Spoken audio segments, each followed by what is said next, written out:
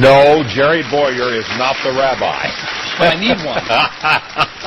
But he's a friend of yours. Yeah. In fact, Jerry, Rabbi Daniel Lapin, and he's been here before, but you two have been corresponding for years over the radio and that sort of thing. Right. Well, there is a lot of wisdom in the Torah. What Jews call the Torah, Christians call the Pentateuch, the first 5 books of the Bible, the law. And there are thousands of years where rabbis have been translating and studying and debating and sort of getting that wisdom out of the scriptures. And we need it. Christians need rabbis too, or at least this Christian does. Oh, absolutely. To get some of that wisdom from accumulated wisdom of millennia. Well, this rabbi is brilliant. In fact, he had done a CD on the Tower of Babel, and I had the joy of listening to it not once but several times. And then he came in today and he said, Ron, I've got another one for you, and this is called Clash of Destiny, Decoding the Secrets of Israel and Islam. And I'm very anxious to talk with him about this, Jerry, but Rabbi Lapham has been heavily involved in helping Christians and Jews to understand each other. Yes. When I first began to hear about Rabbi Lapin, he was a gentleman who was willing to come forward at times when Christians were being pressed to remove religious statements and religious influence in public life, to say take down crosses or remove nativity scenes. This was a man who was willing to come forward and say, I'm not a Christian, I'm a Jew, and I'm not offended. And I believe that freedom of religion means freedom for everyone, and that the freedom to put the creche there is tied to the freedom to put a menorah out as well, and that we people of faith should not be pushed out of the public square, and we should defend each other. And so I was interested in that. But then as I got to know Rabbi Lapin more, I realized that it wasn't just a gentleman who was doing something honorable by taking sort of the right positions on political issues like public expressions of faith, but this was a man who had wisdom about business, wisdom about politics, wisdom about life, and someone I could learn from, not just someone that we could sort of fight side by side against the ACLU's attempt to scrub religious expression from public life, but as friends who could learn from one another. Well, I admire so many of the dear Jewish people who are saying, look, Christians need defending just like we needed defending. Yes. Ben Stein, for example, even as we tape this program, he sent out his commentary. He says, I'm a Jew, and every single one of my ancestors was Jewish, and it doesn't bother me even a bit when people call those beautiful lit up bejeweled trees Christmas trees. I don't feel threatened. I don't feel discriminated against. That's what they are, Christmas trees. And he says, it doesn't bother me a bit when people say Merry Christmas to me. I don't think they're slighting me or getting ready to put me in a ghetto.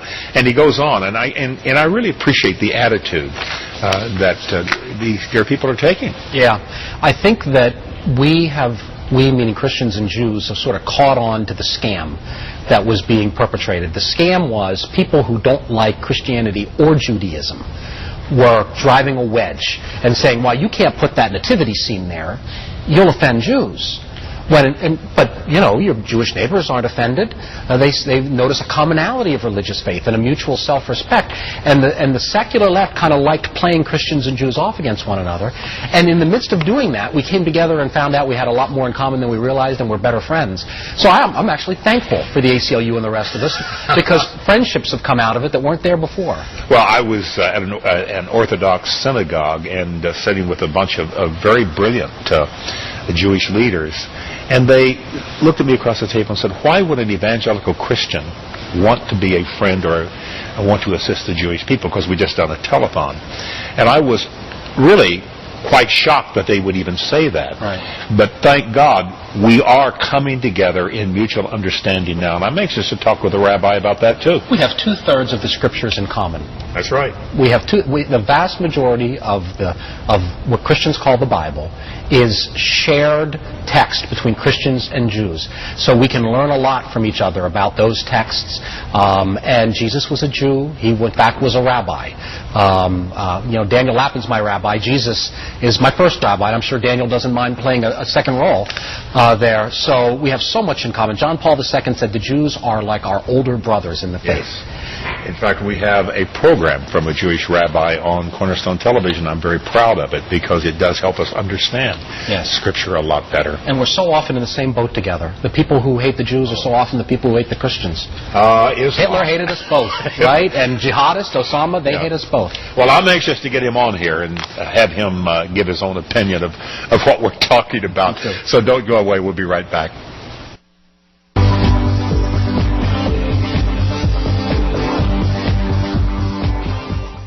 Rabbi, welcome. Thank you. What a joy to have you again. Appreciate it. Thank you. Well, Rabbi, let's first of all talk about, do you see, I don't know what we'd call reconciliation, but a more of an understanding between Christians and Jews?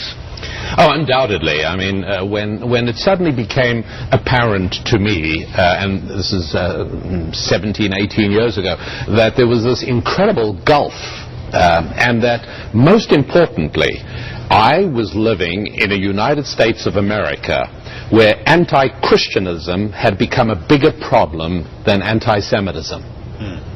It's a milestone of 2,000 years. And I felt that in exactly the same way, that Christians had always stepped forward to help defeat the sinister specter of anti-Semitism.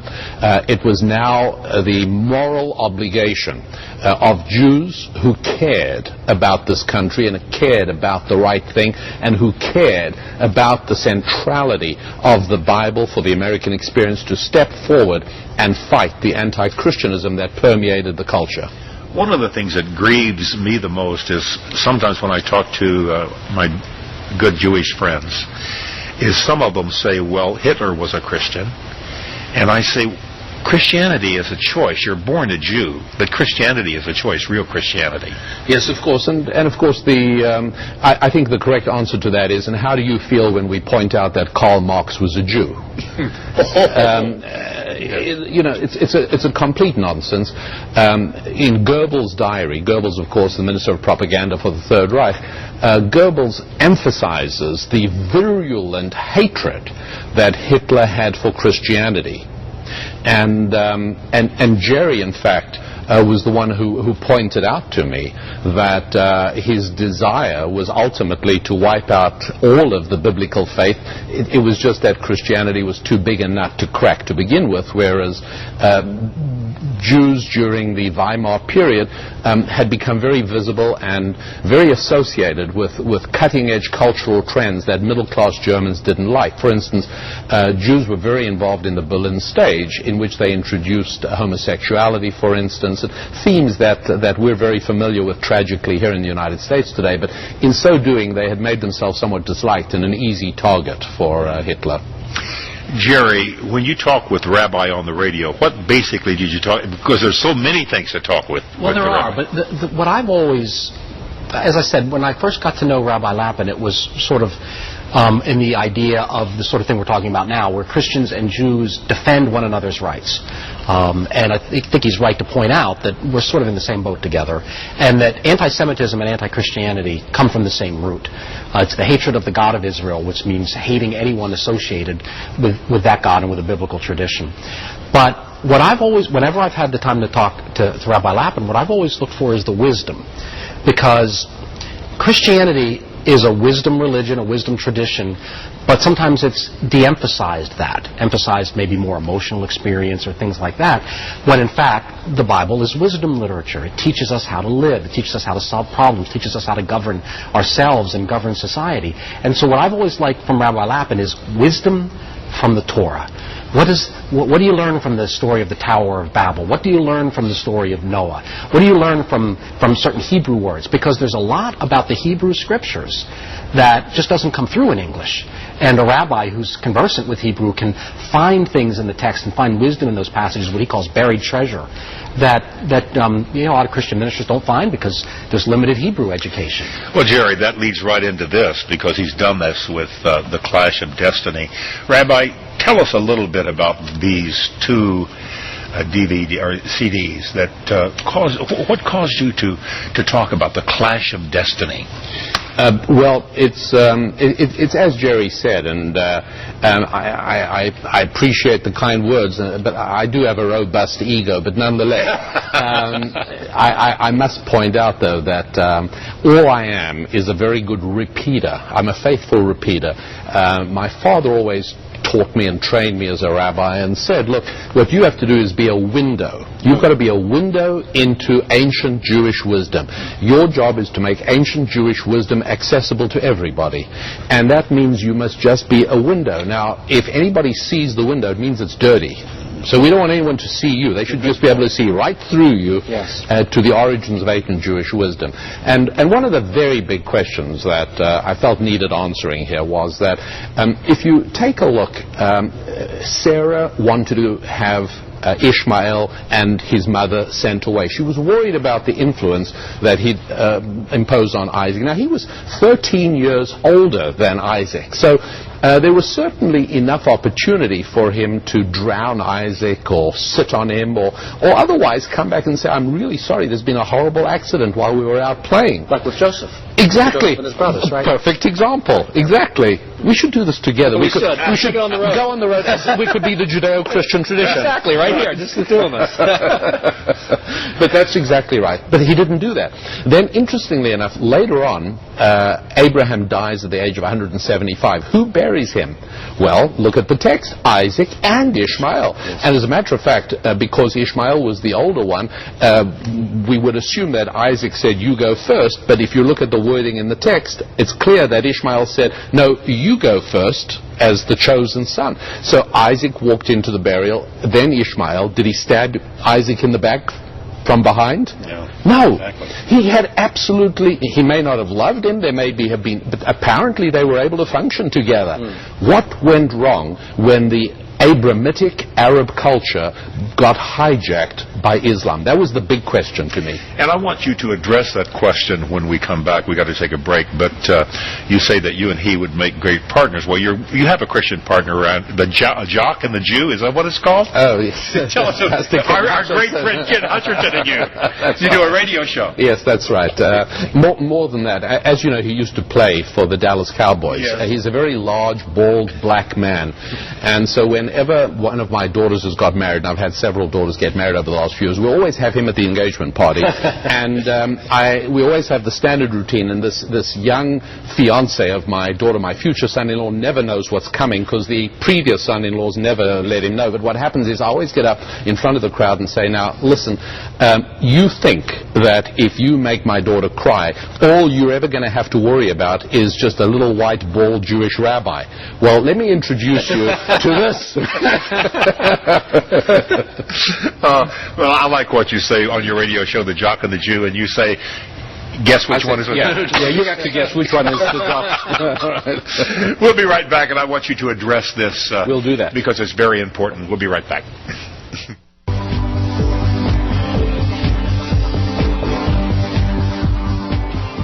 Rabbi, if indeed Ishmael and Isaac got along, which you have pointed out that they have, and by the way, I had not thought of that, where did it go wrong? Why does Islam now hate the Jewish people and the Christians? Yes. A good place to start, I think, is what was it that Ishmael was doing that upset Isaac's mother? And the text says he was mocking him. And here's the point, and you were so kind when you mentioned earlier about the need for insight into the Hebrew text, because that's really very valuable and very, very helpful. And in many ways, I kind of feel I'm helping to restore the legacy, the natural legacy of American Christians, because early colonial American Christians all knew Hebrew. Right. And this, to me, was such an incredible discovery. You know, I have a Xerox of the first 20 pages of the 17th century book, The History of the Plymouth Plantation, by William Bradford, who came on the Mayflower. Mm-hmm. The first 20 pages are in Hebrew in his own handwriting. Right. In fact, forgive me for interrupting you, but many people don't know this, but it was a question whether we should speak English or Hebrew. That's right, the official language of the United States. There was serious discussion about that. Columbus brought a Hebrew scholar with him. Yes. Because he thought, well, these people must have been descended from Adam or Noah, whoever we find, so we're Hebrew scholars, so we can talk to them. Yes, that's exactly right. Yeah. I mean, it was tremendous.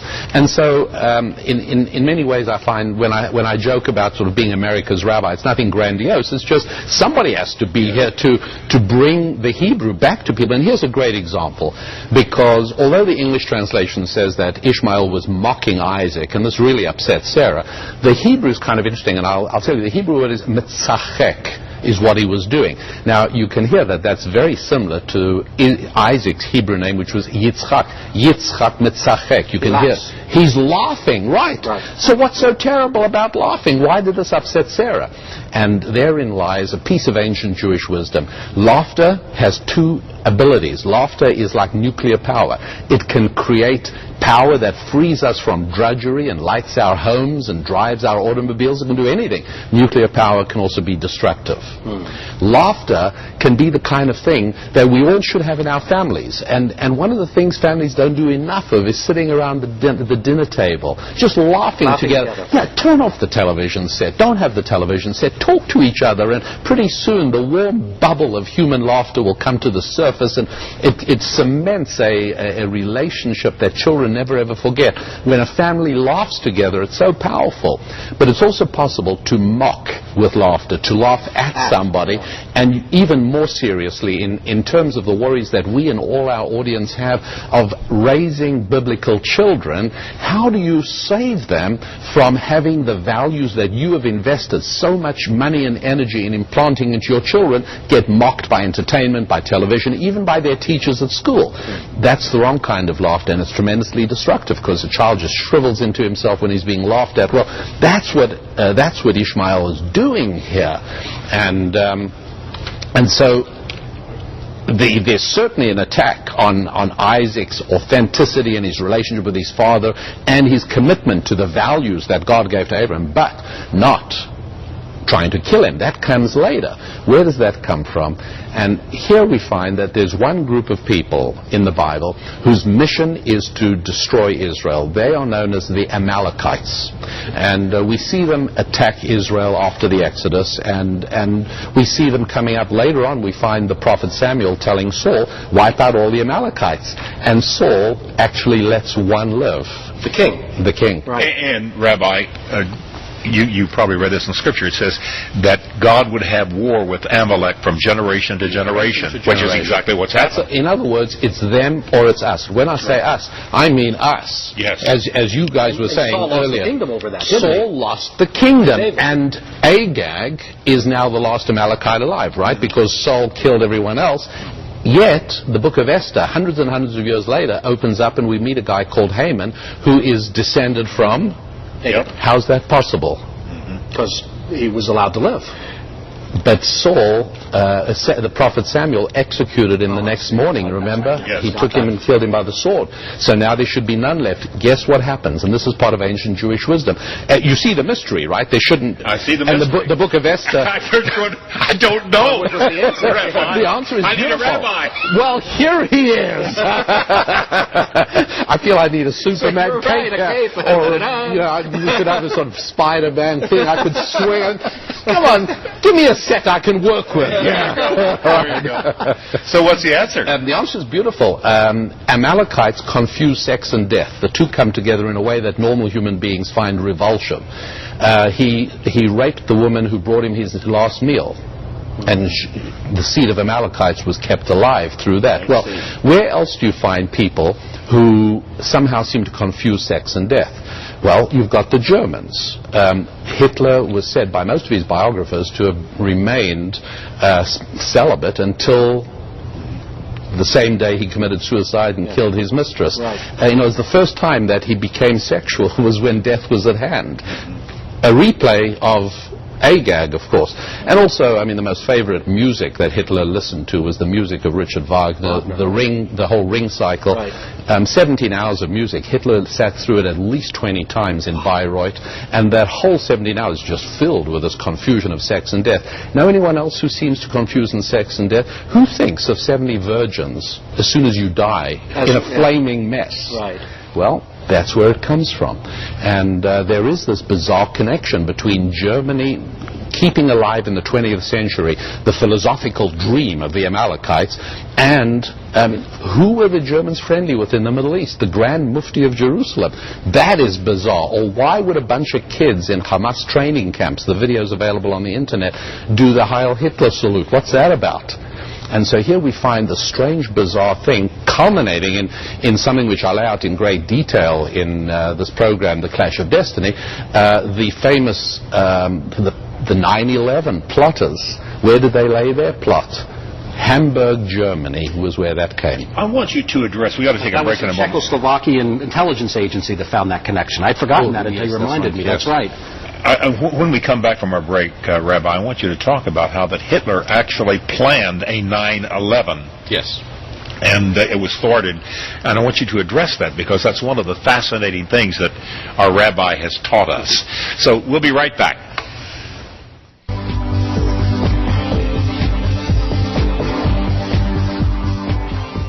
Rabbi, I try to be a very careful student of history, and yet you reminded me of something that I had never heard or even forgotten. You couldn't remind me of something I never heard, but I can't remember. I read Speer's book, but tell us about how that Hitler actually plotted a 9/11. Yes, he really did. He was absolutely obsessed with Jews, essentially as the people who are keeping the Bible and biblical mission alive. And Albert Speer, Hitler's great architect, actually died in Spandau prison. He was sentenced to spend his days there. But while he was there, he wrote a book called Spandau Diary, and it's the most remarkable history of the Third Reich, written by a guy who was really on the spot. And he says that Hitler used to throw temper tantrums about New York because he believed New York was the center of world Jewry. And those skyscrapers, every time he saw a picture of New York skyscrapers, and remember the Empire State Building was built just before World War II. So he saw these and it drove him completely nuts. And he came up with this plan to have Luftwaffe pilots fly suicide missions into New York skyscrapers. This was 1944. He came up with this dream, and he commissioned two of the airplane manufacturers, Dornier and BMW. BMW used to make planes first. That's why the logo looks like a spinning propeller. And he commissioned them to build two types of airplane, a big bomber, which was going to carry the small suicide planes, which were built without landing gear, obviously, because they would never need to land. That sounds familiar, doesn't it? Right, Guys like students who didn't want to learn how to land. Never needed to learn how to land. All the drawings exist. I have seen them, and this is all laid out. Hitler had this idea of flying these suicide planes to about 100 miles from New York, releasing them, letting them fly into skyscrapers, bring down the skyscrapers, and then the bombers go back to Germany to bring some more. And these were suicide missions. I'm absolutely convinced. I have not successfully tracked each missing link yet, but I'm quite sure all the pieces are going to fall into place. I'm quite certain that Mohammed Atta and the other plotters who were based at the mosque in Hamburg, Germany, I'm quite certain they didn't dream this up themselves. I'm quite certain that their obsession with Nazi Germany, which I lay out in Clash of Destiny, brought them to study the literature of the period. And it's not hard to come across Hitler's plan to fly planes. Why do you think, now we know that the World War ended the end of the World War ended that. Was there any other reason why that he didn't fulfill his plan? You think God stepped in and said no? Well, I actually do believe that, yes, because you see, there is a piece of ancient Jewish wisdom called the Midrash, written 2,000 years ago at the time of Jesus, and one of the pieces that my father taught me is where God says to Jacob, I'm going to send two enemies to attack your children. One is going to be the Reds. Any guess who that might be, perhaps? And the other is going to be the descendants of Amalekites, and their symbol will be the wolf. Any thought about who that might be? Wow. So there we've got Russia. The word Russia means rouge.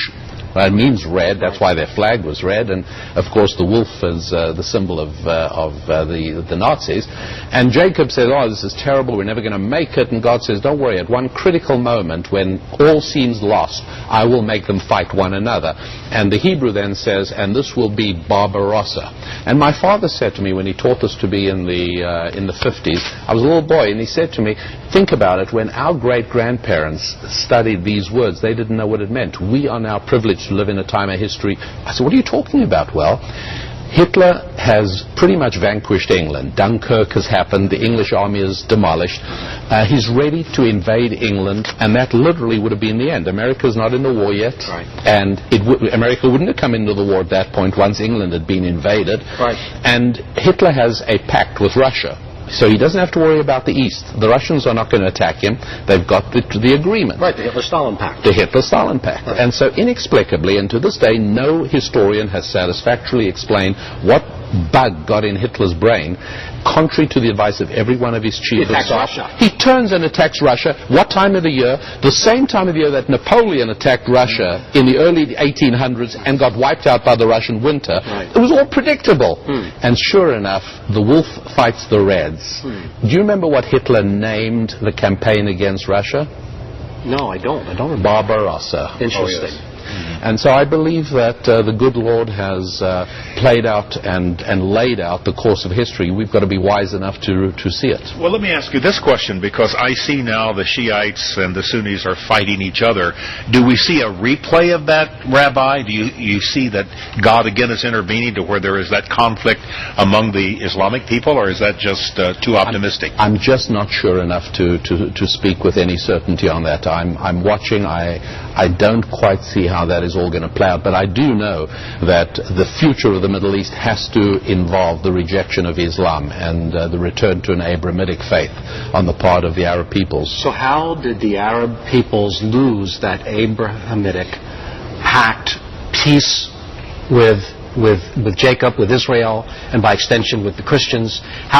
Where did that go wrong? I mean, this Muhammad was a very effective guy, and he managed to wipe out a lot of opposition by killing it, which is really a good system if you're not limited by any moral constraints. Wiping out the people who oppose you really works well. I'd like for you to talk about, because you got my mind spinning. You say that we've got to return to the Abraham covenant, and so Islam's got to be defeated. Can you go through that? Well, sure. Think about this. I mean, why is it that Israel is a dynamo of economic innovation? Which it is. It clearly is. Is there some kind of mental block on the part of millions of Arabs? I mean, look at the abysmal conditions in Gaza.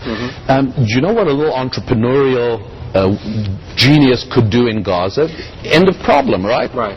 Or if we saw the same thing in Jordan, why are Muslim countries living in a state of economic backwardness? I mean, it is truly hard to think of an Islamic country that has figured out how to build a bicycle factory. And they're brilliant. Many of them are brilliant. Certainly, as individuals, they're brilliant. As a culture, universities and become wonderful physicians, and it's not a genetic problem. Genetically, we pointed out sons of Abraham, the cousins, right? So there's no genetic difference. It's a cultural thing. And also, let's also remember that no capital market has ever emerged indigenously from a non-Christian country. Never happened. So obviously, within biblical culture, within the promise of Abraham, within part of the promise where God says to Abraham, you're going to be slaves for 400 years, but afterwards you will emerge with great wealth. Part of the moral message to Abraham is money as a key to human service. It's one of the reasons we speak of customer service in America. I don't think they have a word for customer service in French, for instance. But in America, customer service is the same word as we use for worship service. What does a shoe salesman do when you walk into any American shoe store? Goes down on his knees in front of you. When we take care of God's children, our brothers, it shouldn't surprise us that a loving God rewards us with the blessing of wealth. This is part of the Abrahamic model that has reached such a state of fruition in the United States of America. We find the same thing in Israel, obviously. Look at what the culture of Islam does in dooming 1 billion people to poverty unless they have oil. Are you optimistic about America? Oh, I'm very optimistic about the United States of America. Why? Because you know, we hear a lot of preachers who talk about we're going to hell in a handbasket, and in many cases we are. And I'd like to hear the rabbis comment on that. Well, I believe that the safety prosperity, tranquility, and future of America is inextricably tied to the vitality and vibrance of American Christianity. And Judaism. And of Judaism, but the numbers of Jews, you see, 1.7% of the population is Jewish. So even if we got everybody in the Jewish community into a pro-biblical mode, which, by the way, isn't likely, the result wouldn't be nearly as effective as what happens if we get 50% of America's Christians to join what is really happening in America today. I see this very clearly, and I hope you do too, which is a real spiritual revival and a real, and by the way, best proof of that is we have never before had a period of 2 years, that's just up till now, with more anti-religious books being published in the United States of America by mainstream publishers. Right. That is the other side running Hitchens, scared. Sam Harris, right, these aggressive atheists. I've got a list of 30 of these books, and they are furious and ferocious and angry and irrational because they see what I see, which is a revival. You know, we've had 2 great revivals in America. One gave us the War of Independence. Right. The second one abolished slavery. Right. We're at the third one, I believe, now. And so we're in exciting times. Jerry, that is so exciting to me to hear the rabbi talk like this, because you and I have been talking about economics, for example, and a lot of this fits right into what he's having to say. Yes. I think that what people don't understand who get overly anxiety-ridden about the world that we're in is not, they see the problems, they see the troubles. They're there. We're not ignoring them. But people who believe in the Lord God Sabaoth, the God of hosts, believe that he is actively involved in history, and that therefore he is able to resolve those problems. So yes, 300 years, 350 years of slavery, in Egypt. But what came out of that? Yeah. What came out of that was Israel, this great nation that many times saved the Middle East. And so I think some people look at the problems and they only see the problems. God is missing from the picture. So they see the antagonist, but they don't see the protagonist. But for people of faith, they see that God has purpose in history. Not that the problems don't exist, but that God is stronger than those problems. Or as your great prophet, Habakkuk, however you pronounce it in Jewish, in Hebrew.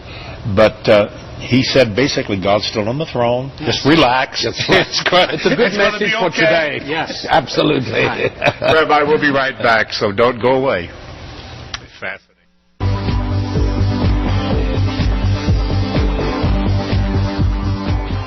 Rabbi, I'd like to have your insight on this. I have said to many people in many ways that the hatred of the Jews makes absolutely no sense.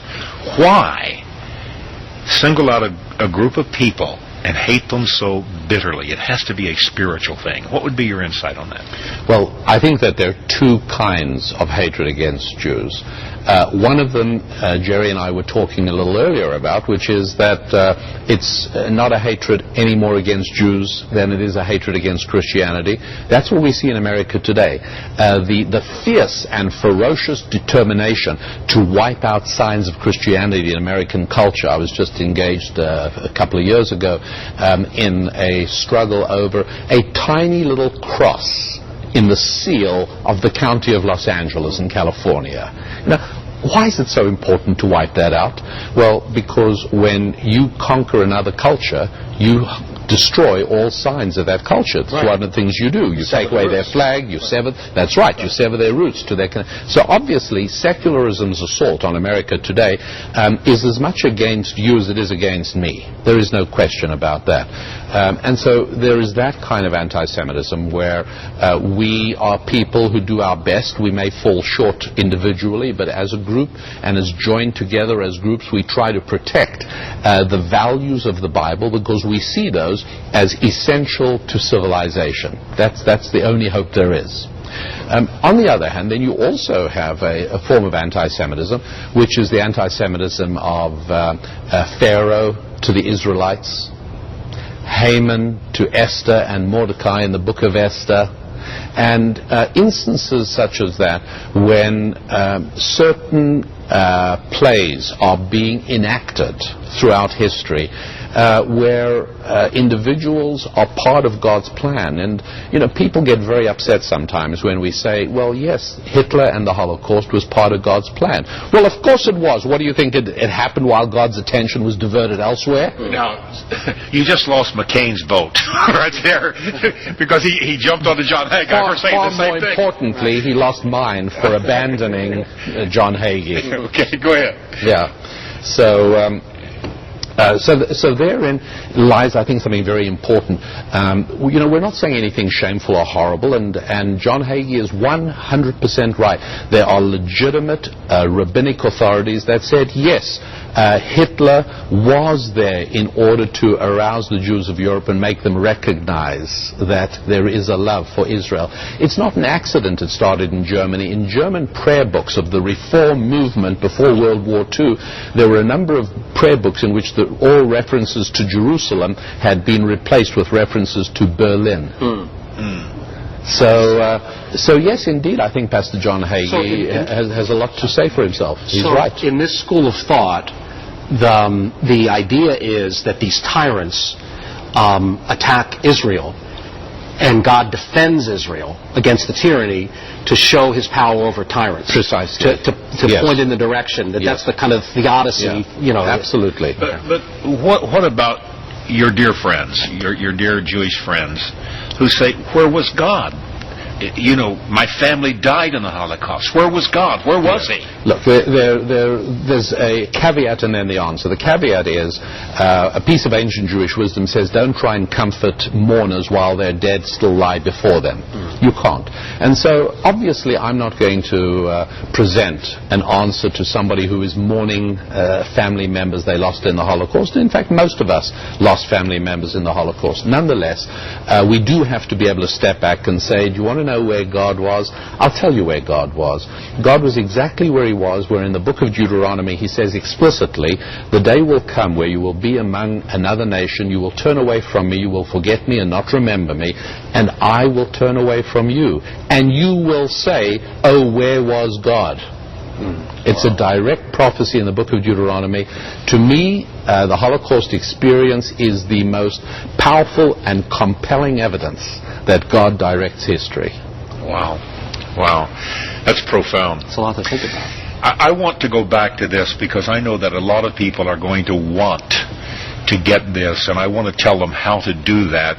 So, Rabbi, we're going to put your website up, and you be sure and take that down. And if you miss that, you can call us and we'll tell you how. Tell us a little bit about this. Give a promo for this, if you will, and then let us know how we can get it. Sure. Well, the idea once again is that the struggle in the Middle East is not something that just happened and one day the good Lord happened to look down and say, "Oh, my me, what on earth are they doing down there?" I didn't realize they're at each other's throats. No, it's not like that.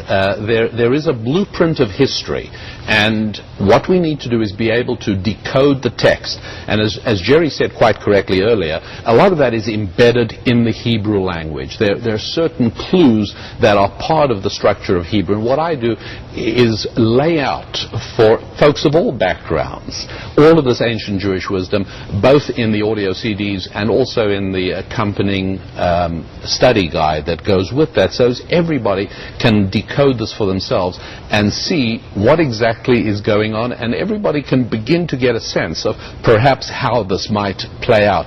But in the interim, it does explain this mystery. There are so many mysteries about people who love to die. I mean, it's so strange that they should take joy in dying, whereas in the Judeo-Christian tradition, we take joy in life. Right. There seems to be... To life.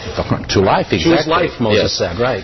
Precisely. I So want to put your website up because I do want people to get this. And how much does this... It sells for $24.95, and there's also a phone number. You just dial toll-free 888-RABBI-41. 722-2441. And I would recommend it highly. It's The Clash of Destiny, because that's where we are in right now. And Jerry, I'm heartened by this. Go ahead. I just wanted to dig in a little deeper. about this controversy about John McCain and John Hagee and this idea of God's plan. Yes. In Christianity, there's a historic debate between predestination and free will, providence and free will. God created us free. Some Christians emphasize the freedom, some emphasize the sovereignty of God. Yes. Can you kind of give us a sense of how that debate plays out in Judaism and how that would relate to John Hagee's statement that the Holocaust was the plan of God? Yes. Well, again, we've got to remember that John Hagee has been a supporter, an uncompromising supporter of Israel, Yes. and a person who's loved the Jewish people for his entire career. Right. This is what he preaches. This is what he lives for. He's taken slings and arrows for that. And here he says something which is theologically perfectly comfortable in both Christianity and Judaism, which is, hey, not a blade of grass moves, but that God chooses for that to happen. Right. And I'm afraid that applies to blades of glass as well as it applies to Ho Chi Minh and as well as it applies to Joseph Stalin, and it applies to Adolf Hitler. Do we therefore understand every calculation that is part? I mean, that's completely ridiculous. Of course we don't. But we do know that there is something playing out, and that's all that John Hagee said. The attacks on him, I think we understand very clearly, obviously, are politically motivated. There are people who want Israel to consider its suicide process of giving land away in exchange for this phantom promise of peace. And for them, John Hagee is a stalwart lion defending Israel's integrity and God's promise to Israel. He's an inconvenience, and they were hoping for a chance to destroy. And it certainly is a sham to kind of turn around on Hagee and portray him as anti-Semitic when in fact... But I just want to come back to this idea of God in control. There's two kinds of in control. There's I'm making it happen, and then there's it's happening and I know it's happening, and I'm going to intervene so that it's part of my plan in the sense that I'm ready to deal with it. You see what I'm driving at I see exactly what you're driving at. Tell me if this helps to explain it. In ancient Jewish wisdom, there is a distinction between the individual. Each one of us has absolute free choice, and God will never take that away from us, because as soon as He does, we have the ultimate excuse. Hey, Lord, I couldn't help myself. You made me do it. You made me do it. So that is out of the question. However, there is such a thing that statisticians have discovered, and that is that human beings in large numbers become predictable. Oh, I see. Yes. So things that are going to happen in geopolitical terms. So God can shape the free individual decisions of billions of human beings in ways to shape the direction of history. So each individual is never deprived of his ability to act in a way that is different. And yet God can still... But there's still going to be an outcome for the entire group. For instance, I mean, just a real 30-second example. I always have the choice of whether to litter or to take my chocolate wrapper, put it in my pocket till I come to a garbage can. I always have that particular choice. However, if I choose to live among people who litter, my free choice will not save me from living in a slum. Yes, I see. I see. That's a good point. And eternity sorts it all out, too. There is that. A comforting thought. Comfort. Is it a reality? Eternity. This journey is but a short passage to the ultimate truth. Very, very good. Well, Rabbi, I do want to emphasize again, clash of destiny, and I'm grateful for the insight. Do you see this conflict ending anytime soon? Like, I know you can't predict that unless you're a prophet. You're a rabbi, not a prophet. What do you think in the Middle East? Ron, I confess to not have a very smart answer on that, and I suppose if I wish I had something clever to say. I don't. I like what you said. If I were president and woke up and you asked me about the Middle East, I'd turn over and go back to sleep. That's right, exactly. I mean, you know, tell me I have all the power to sort out the Middle East, and I truly would not know what to do. Well, isn't that the instances you were talking about, that all these individuals are making free decisions, but God, who has infinite wisdom, can direct the course of nations and solve problems that are well above our level of complexity, our level of wisdom. Well, Rabbi, we are delighted that you're here, and what an insightful time. No wonder you've Well, talked thank to you him very all over much. the years. And, I really greatly appreciate our brotherhood. We've known one another for a little while, and Jerry has really been a brother for a number of years already. I appreciate his wisdom. He says things better than I do in describing some of the things I say. I love hearing them after he has processed them. And then I say, oh, did I really say that? And my wife says, well, that's actually what Jerry said, but it's kind of based on you. Well, it can't be the jock and the Jew, so No. what would, it'd have to be something else. And the economist says The Jew doesn't there's no work out alliterative, too well. right. Rabbi, please come back. I would love Would to, you do thank that? you. I would And love Jerry, to. you're always going to be back.